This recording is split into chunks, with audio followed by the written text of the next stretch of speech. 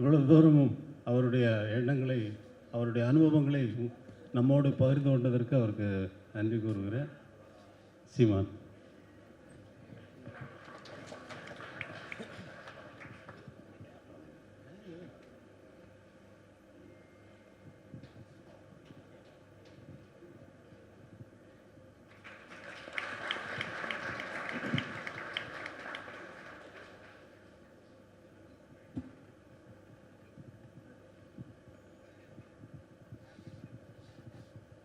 எனக்கு பகிர்ந்து கொள்றதுக்கு நிறைய தகவல்கள், செய்திகள் இருக்குது.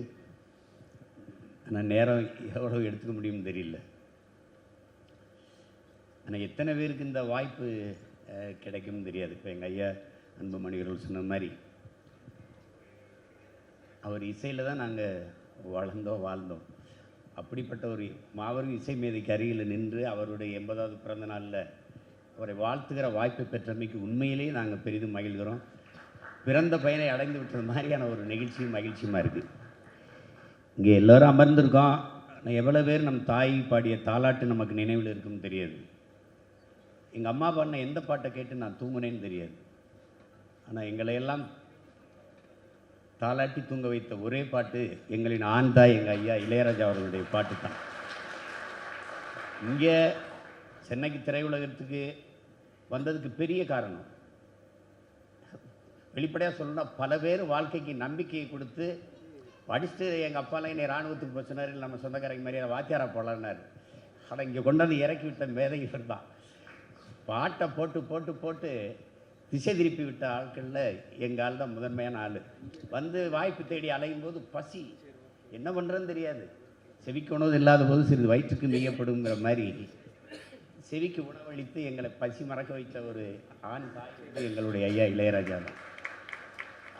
அவர் சொல்லி தான் நாங்கள் கேள்விப்பட்டோம். மொசார்ட், பீத்தோவன், பால்மரியட்லாம் எங்களுக்கு அவரால் தான் எங்களுக்கு தெரியும். அவர் சொன்னதுக்கப்புறம் தான் அவரெல்லாம் தேடி பார்த்தோம், இவங்கெல்லாம் இருக்காங்களான்னு. அதில் மொசார்ட் சொல்கிறார், உலகத்தின் ஒட்டுமொத்த துன்பங்களையும் அழிப்பதற்கு கண்டுபிடிக்கப்பட்ட ஒன்று தான் இசைங்கிறார். உலகத்தால் இசையால் அடைய முடியாத இன்பமும் இல்லை, இசையால் துடைக்க முடியாத துன்பமும் இல்லைன்னு. அது இன்றைக்கி பால்மரிட் இல்லாமல் இருக்கலாம், மொசாட் இல்லாமல் இருக்கலாம், பீத்தோவன் இல்லாமல் இருக்கலாம். அவர்களுக்கு இணையான ஒரு ஈடு இணைற்ற இசை மேதை எங்களோடு எங்கள் அருகில் இருக்கிறாருங்கிறது எங்களுக்கு பெருமை. படித்த இசையை வைத்து பாட்டு போட்டுடலாம், ஏன் நான் கூட பாடுவேன், யார் வேணாலும் பாடலாம். ஆனால் மனித மன உணர்வை இசையால் மொழிபெயர்க்கிற ஆற்றல் அளப்பரியது. அப்படிப்பட்ட அளப்பரியல் ஆற்றப்பட்ட ஒரு இசை மேதை எங்களுடைய ஐயா தான். அதுக்கு பல உதாரணங்கள் சொல்லலாம். ஏன் இசை ஞானி, ஏன் இசை அரசன் அப்படிலாம் எங்களுக்கு இசை ஞானின்னா, அறிவு என்பது அறிவுது, ஞானம் என்பது உணர்வுது. இசையை அறிய முடியாது, உணரத்தான் முடியும். அப்படி உணர்ந்ததால் அவர் இசை ஞானி. அதை தெரிஞ்சுக்கணும். இப்போ மனித உணர்வை எப்படி மொழிபெயர்க்க முடியும் அப்படின்னா, நீங்கள் பாருங்கள், கடலோர கவிதையை வச்சு பேசுவேன் எங்கள் அப்பா படத்தை. ஏன்னா அவங்க ரெண்டு பேரும் ஒரு இசையால் உறவு, நட்பு வேற, இசையால் இணைந்த உறவும் வேற. அதில் மலை மேலே ரேகாவும் அண்ணன் சத்யராஜன் பேசிட்டு இருப்பாங்க. அப்போ வந்து அந்த மலையில் என்ன சாமி இருக்குன்னு கேட்கும்போது அங்கே ஒரு சாமி பேரை சொல்லுவாங்க ரேகா. இந்த மலையில் எந்த சாமி இருக்குன்னா அங்கே ஒரு சாமி பேரை சொல்லுவாங்க. அப்புறம் இந்த பக்கம் திரும்பி இங்கே ஒரு சாமி மலை மேலே இந்த சாமி இருக்கும்பாங்க. சத்யராஜன் மலை மேலே ரேகா நிற்க விட்டு கீழே இறங்கி வேகமாக ஓடி போய் கீழே, டீச்சர் இந்த மலை மேலே நீங்கள் தான் இருக்கிறீங்க, நீங்கள் தான் என் சாமி, நீங்கள் தான் என் தெய்வம் வர. இது காட்சி. இதுக்கப்புறம் அடியாத்தாடி மனசு கட்டி பறக்குது சரிதானா, ஒரு மன உணர்வை அப்படியே இசையால் மொழிபெயர்க்கிற ஆற்றல் கொண்ட ஒரே இசை மேதை எங்கள் இளையராஜா தான். அதில் யார் அடிக்க முடியும். அவருக்கு முன்னாடி பாடி காட்டுறதுக்கு நான் வருந்துறேன். அங்கே போய் திட்டுவார், சுதி இல்லாமல் பாடுறா, அது இல்லாமல் பாடுறா, வார்த்தையாக சொல்லி இதை கடத்த முடியாது, அதுக்காக தான் பாடி காட்டுறேன். இப்போ பல இது சொல்லலாம். நீங்கள் திரைக்கதை அமைப்பீங்க, வசனம் எழுதுவீங்க, காட்சி அமைப்பீங்க. இசையால் ஒரு திரைக்கதையும் காட்சியும் கூட வந்துக்கிட்டு இருக்கும். நீங்கள் அதுக்கு வந்து இந்தியாவில் இல்லை, உலகத்திலே ஆள் கிடையாது. நாங்கள் பார்க்காத திரைப்படம் கிடையாது, கேட்காத பாடல் கிடையாது. எங்கள் ஆளை விட்டால் உலகத்திலே ஆள் கிடையாது. இப்போ நீங்கள் உதாரணத்துக்கு உங்களுக்கு ஒன்று சொல்கிறேன் பாருங்கள். நீங்கள் என்னடா படத்தில் தான் காட்சியில் சூப்பர் இம்போஸ்லாம் பண்ணுவீங்களா, ஒரு காட்சி மேலே இன்னொரு காட்சி வரும். நீங்கள் பார்த்து குறிப்பாக எங்கள் ஐயா பாலச்சந்தர் படம், எங்கள் அப்பா பாரதி ராஜா படங்கள்லாம் ஒரு காட்சி இப்படி ஒரு முகம் இருக்கும், அது மேலே பின்னாடி நிறைய காட்சிகள் ஓடும். அது சூப்பர் இம்போஸ்ன்னு சொல்லுவோம். இசையில் ஒரு சூப்பர் இம்போஸ் பண்ண ஒரு ஆள் இருக்காருன்னா நம்மால் தான். அது வந்து பேருந்தில் அண்ணன் சிவகுமார் இன்னொரு பொண்ணும் போவாங்க. என் கண்மணி காதலி ஓர் 1000 கதை சொல்கிறாள் அம்மம்மா இன்னும். ஒரு 2 இங்கிட்டு ஒரு ட்ராக்கு போகுது, இங்கிட்டு ஒரு இசை வடிவம் இது போகுது, தடம் போகுது, ஒன்று குழப்பல ஒரே கருத்தில் போகுது. இன்னைக்கு இருக்கிற தொழில்நுட்பம் அன்னைக்கு கிடையாது. அப்பா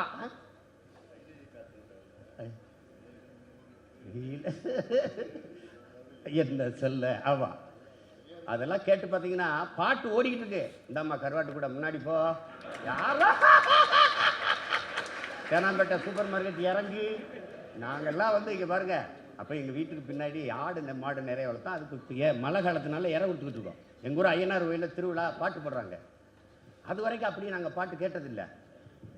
அதில் ஒரு திடீர்னு வந்துட்டு புள்ளி போட்ட ரவுக்கக்காரி புளியம்பு செலக்காரி நெல்லறுக்க போகையில யார் கண்ணி எந்த காவலாடி அன்னக்கிளி ஒன்ன தேடி. இது பாட்டு எவ்வளவு வழியோடு அது பிரசவிக்கப்பட்டதுன்னு பாருங்க. எங்க ஐயா பேட்டியில் சொல்றாங்க, இப்போ கலங்கரை விளக்கு இருக்குல்ல சென்னை கடற்கரையில், அதுலேருந்து இன்னைக்கு எம்ஜிஆர் நினைவிடம் இருக்குல்ல, அது வரைக்கும் நடந்து ஒரு ஆளாக நடந்து அந்த கடற்கரையில் 200-300 தடவைக்கு மேலே அந்த லாலி லாலி அந்த ஹம்மிங் வருதுல்ல, அதை 200-300 தடவைக்கு மேலே நான் பாடி போயிட்டு இருந்தேன்னா அப்போ எவ்வளோ வழியோட ஒவ்வொரு பாடலும் பிரசவிக்கப்பட்டிருக்குன்னு. படம் வந்துருச்சே, ஒரு வாரம் ஓடல, என்னன்னு தெரியல. பஞ்சநாசனையும் சரி ரெண்டை கட்டுறேன் நீங்கள் ஓட்டுங்கன்னு பாட்டு போய் சேர்ந்துருச்சு, கூட்டிகிட்டு வந்துருச்சு தேட்டருக்கு. 1 வருஷம் ஓடுது. திரைக்கதைக்கு ஓடி இருக்குது, நடிகர்களின் புகழுக்கு ஓடி இருக்குது, நடிப்புக்கு ஓடி இருக்குது, கதைக்கு ஓடி இருக்குது. ஒரே ஒரு இசை மேதையின் பாட்டுக்காக பல 100 படங்கள் இங்கே வெற்றி அடைஞ்சது எங்கால் பாட்டுக்கு தான். வாசில் படம் எடுக்கிறாரு 16 இப்போ வருஷம் 16ன்னு, அங்கே மலையாளத்தில் தோற்று போச்சு. இங்கே அந்த படம் 280 நாளைக்கு மேலே ஓடிச்சு. அங்கே இல்லாத இங்கே என்ன இருந்ததுன்னு, அங்கே இல்லாதது இங்கே இளையராஜா இருந்தார், ஓடிச்சு. அவ்வளோதான். ஒரு படத்தை காவியமாக்க முடியும், சாதாரண படத்தை காவியமாக்க முடியும்னா, தன்னுடைய இசை திறனால் ஆக்க முடியும்னா அது எங்கள் ஐயாவால் தான் முடியும். உதாரணமாக எங்கள் அப்பா பால்மேந்திரா மூடுமணின்னு ஒரு படம் எடுக்கிறாங்க. அந்த படத்தில் வர பாட்டில் இனிய பொன்னிலாவே, இன்னைக்கு இருக்கிற நவீனத்தில் இன்னைக்கு இருக்கிற இசை அமைப்பாளர் கூட அப்படி கம்போஸ் பண்ண முடியாது.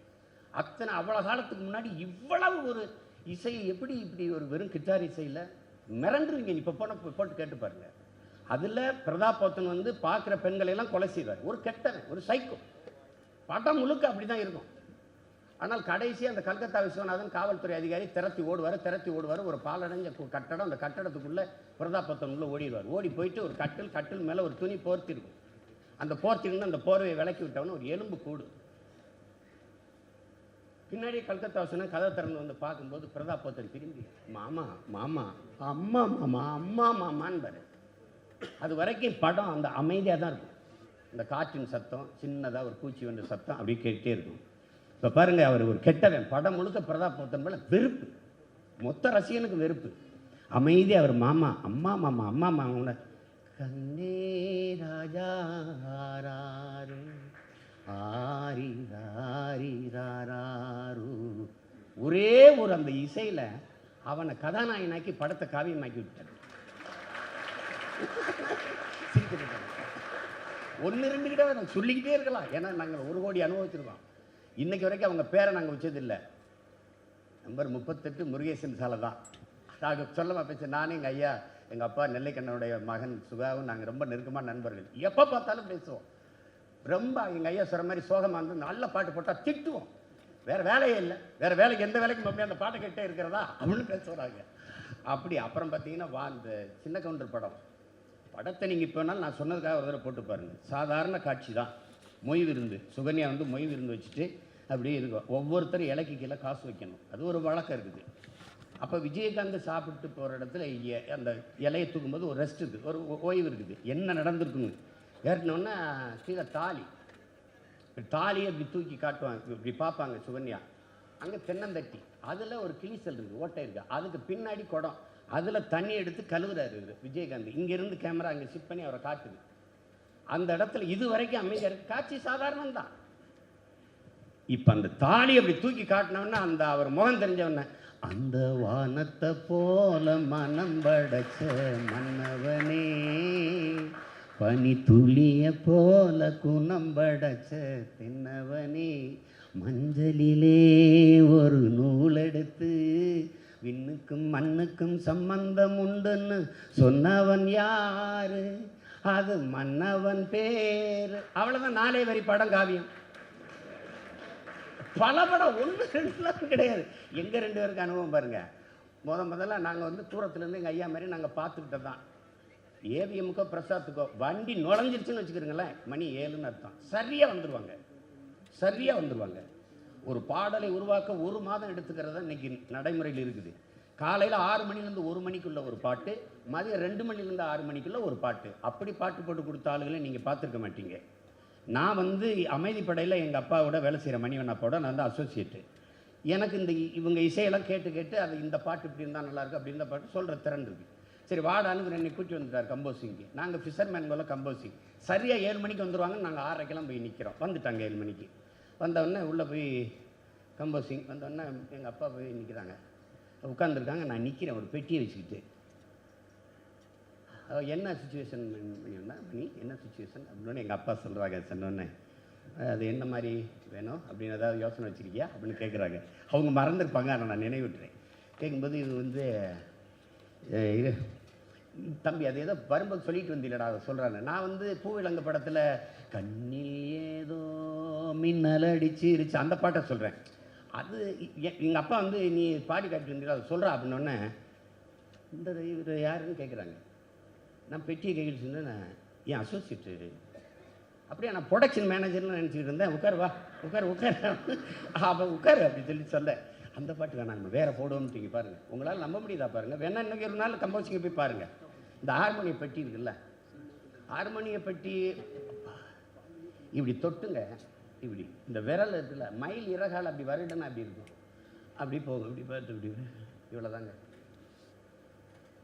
சிச்சுவேஷன்னா. தொடர் வண்டியில் சத்யராஜ் என்ன வர்றாரு, அவங்க ரஞ்சிதா வந்து சங்கிலியை போட்டு இப்படி இழுத்து நிறுத்தி போடுறாங்க.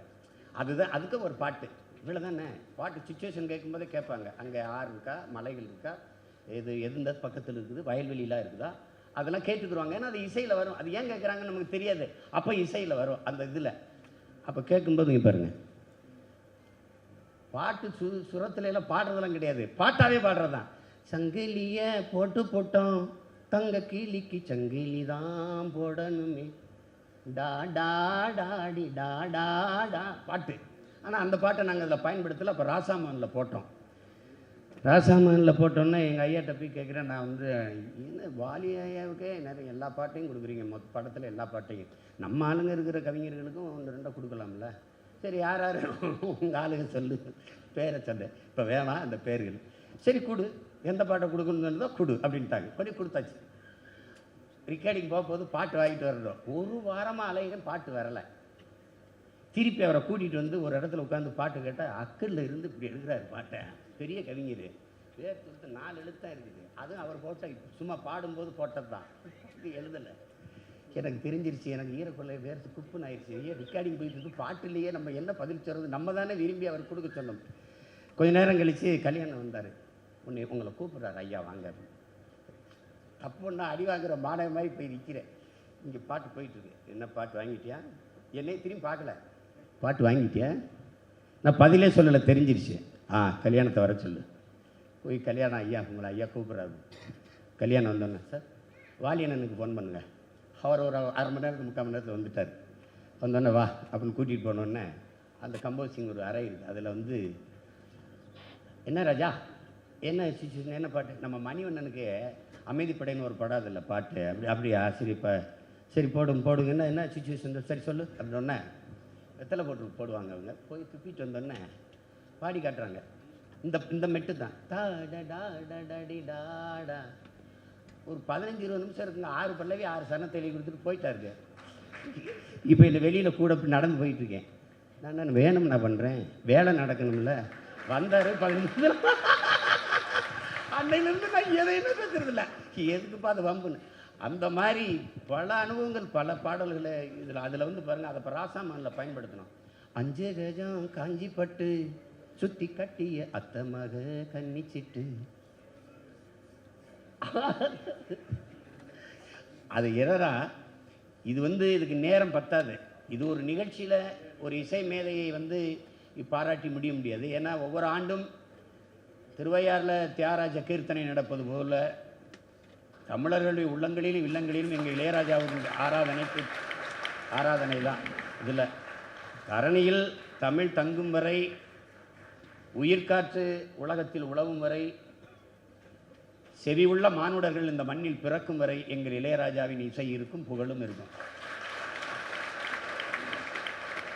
இது ஒரு தொடக்க நிகழ்வு தான். ஆனால் நாங்கள் எங்கள் இசை தகப்பன் இளையராஜாவை அழைத்து கொண்டு போய் அவர் பிறந்த மதுரையில் வைத்து மாபெரும் பாராட்டு விழா. அப்போ பேசி காட்டுவான், இந்த பாருங்க இந்த இடத்துல இசை எப்படி பண்ணியிருக்காரு, இங்கே பாருங்க இசை எப்படி பண்ணியிருக்காரு, இங்கே பாருங்க இசை எப்படி பண்ணியிருக்காரு. இது இசை பல்கலைக்கழகம், இசை பல்கலைக்கழகம். இசையை படிக்கணும்னா இளையராஜா படித்தா போதும். அது பார்த்திவன் ஒரு இடத்துல போட்டார், இசை அலைஸ் இளையராஜான்ட்டு. அதுதான் அது சரியான வார்த்தை. 7வது சுரம்ங்கிற 8வது சுரம்னு போட்டதும் அவர் தான். 8வது சுரம் அவர். அந்த இசை மேதையை 80வது பிறந்தநாள் விழாவில் வாழ்த்துகிற வாய்ப்பு பெற்றமைக்கு உண்மையிலே பெரிதும் மகிழ்கிறேன், பெருமை அடைகிறேன். நன்றி, வணக்கம். வாழ்க வாழ்க பல்லாண்டு என்று வாழ்த்தி மகிழ்கிறேன். வணக்கம் எல்லாருக்கும். வாவ் தமிழா சேனலுக்கு லைக் பண்ணுங்க, ஷேர் பண்ணுங்க, சப்ஸ்கிரைப் பண்ணுங்க. முக்கியமா பக்கத்துல இருக்கிறதுல டிங் டிங் டிங் டிங் டிங் அந்த நோட்டிபிகேஷன் பண்ணி அதை டாயிங்னு அடிச்சிருங்க. அப்பதான் அவங்க போடுற ஒரு வீடியோ உங்களுக்கு அப்லோட் ஆகும். நன்றி, வணக்கம், நமஸ்காரம்.